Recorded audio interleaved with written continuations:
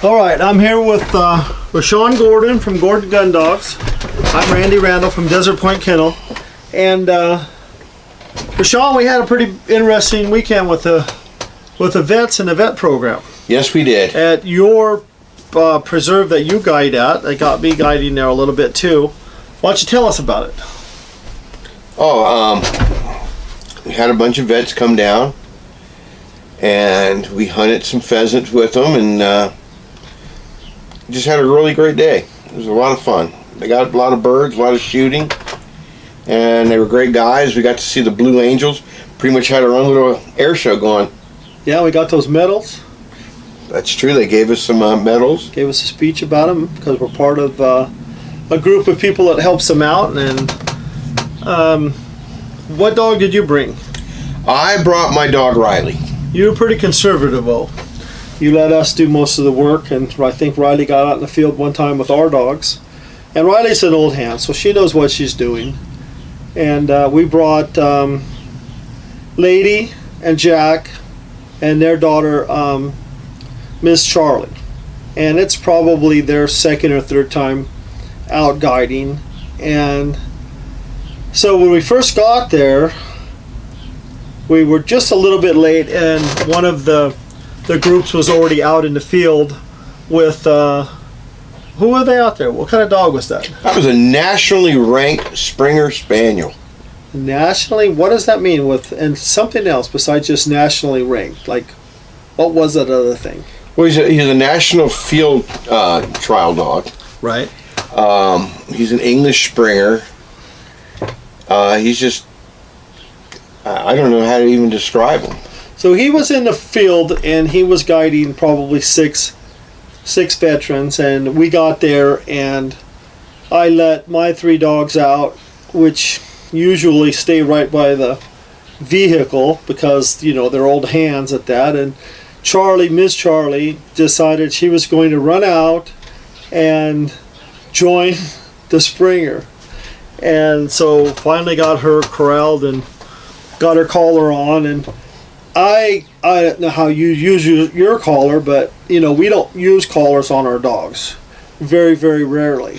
And we could bring any one of our dogs and probably right from the first day work on a preserve with people if we had collar conditioned our dog.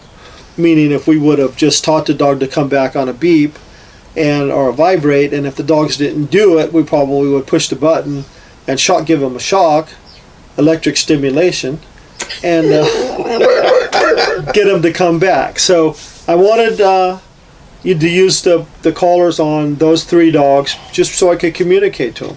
Push the button on their collar, it gives a beep, they can hear it, they know they're supposed to come back.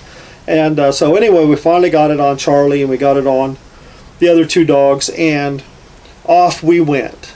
That kind of got off to a little bit of a slow start. You know, Charlie was working out a little bit too far, and Jack and Lady were doing fine, and they were finding and holding birds, and it was coming along pretty good. And then finally Charlie kind of got the hang of it, and we found all the birds in our field. Either, you know, they were flushed out, and quite a few were missed. Yes, a lot were missed. I mean, right off the bat. And Rashawn's dog came in the second half of that, and there was still probably 5 birds in the field. And what was remarkable, even though our dogs hadn't really worked together, how well that they were working with each other, finding birds, pointing, backing. And, you know, Rashawn's a trainer, so he probably has worked with his dogs backing more than I have. I haven't worked with them on backing at all. That's all natural. Out in the field, we hunt wild birds, somebody goes on point, the other dogs want to be involved with it, so they stop and they look and see what the other dogs are going to do. So they were all 4 of the dogs, my 3 and Rashawn's, were working real well. We got the rest of the birds up. I think there was 5 left in the field out of the 12 that they had planted. And then we broke for lunch. And while we were breaking for lunch, you had a chance to talk to the owner of the Springer, right? Yes, the nationally ranked Springer. And how did that go? What was he telling you about that dog? How he was a field dog, and that he's bred to only basically hunt for like an hour, and that you can't expect a dog of his caliber to have to work a field like that by himself and produce a lot of birds. Did you overhear any comments about how he liked German short hairs or pointing dogs? He didn't like German short hairs or pointer dogs. Probably because they point and are obedient and find birds. That would be my guess. So we were coming back in, we found some other birds in the field, and we stopped and we let our young dogs out, and we had a pretty good time. We got back for lunch, and like Rashawn said, the Blue Angels were coming over, and I snapping some pictures of that. It was a good lunch, and we had a lot of fun. Hey, come here. And hi, BB son. And so that went well, and then so we had to go back out. Well, one thing about it was Jessica, the lady that's in charge of its Special Liberty Project. So a Special Liberty Project is where a husband and wife team started an organization, and they take vets hunting, and they camp out and they go and they do deer hunting and elk hunting.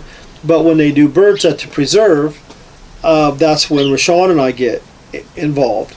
And Woodland Hills, the owner of Woodland Hills, is a friend of Rashawn's, and now he's a friend of mine too. And he donates these hunts, and that's in El Centro. We have to give him a shout out because, you know, that's something special that he does. And so Jessica said, you know, she wanted to see how the bird dogs work because she hadn't seen it. So she came out and watched the pointing dogs work, and they had been putting on a pretty good show, and she was like, wow, that's like the coolest thing ever. So after lunch, Rashawn's buddy with the Springer decided that he was going to come back with Rashawn at the edge of the field and watch our 3 German Shorthairs work, and Rashawn left his kenneled up. So there was I think 6 birds in the field, and some of them were birds that the Springer had missed, and I think the one chucker was up. And so when we were working the field, what were you and the Springer man talking about? How unfair it was that there was 3 dogs in the field when his dog was all by himself and was expected to cover that much ground. And every time your dog found a bird, he would say, well, yeah, my dog could have found it if he had had help. So his dog was out there. There was 12 birds planted. It's a top-ranked, national-ranked dog. He works there at the preserve looking for birds, and he left 5 birds out of 12 in the field. Would one of your short hairs left 5 birds out of 12 in the field by himself or herself? No. So, you know, I have to admit, they started working pretty good. Charlie, like, you know, this is her 3rd time out. Once she understood what I wanted her to do, which was basically the 6 hunters, the 6 veterans were in the field, and we were working a field, and the pheasants had been planted in front of her, and she would go from one end to the other end, and when she found a bird, she would point, and both Jack and Lady would go on back, or Jack and Lady would find a bird, and then the other 2 would go on point, and we worked the whole field, and there wasn't even any beepers. There was nothing. We just let the dogs go, and they did an excellent job, and we found and shot at every bird that had been planted. I think I got them all except for the chucker. Yeah, the only one missed was the chucker. And we told them before we went in, there's one chucker that has a special prize. We didn't tell them what the special prize was until they missed. Once they missed, I told them the special prize was $100 cash. I never did tell them the difference. But the reason I wanted to bring that story up, besides we had a great time, and we give, you know, veterans a lot of preference. We give them, you know, big discounts, and we give a puppy, usually a free puppy, away at each litter. So here's the difference between I've been thinking about it. You know, here's the difference between a pointing dog and a fleshing dog. If he would have had 3 flushing dogs out there, and 3 flushing dogs would have been working with 1 to 6 people, they wouldn't have been working together. They would have been working independently, and birds would probably be coming up all over the place. And if you're hunting with 1 hunter, well, and you have 3 flushing dogs, and they flush a couple of birds at the same time, well, there's no way the hunter can handle that. So with a pointing dog, that's not the case. You actually, if they were working together, you could have 6 pointing dogs out in the field.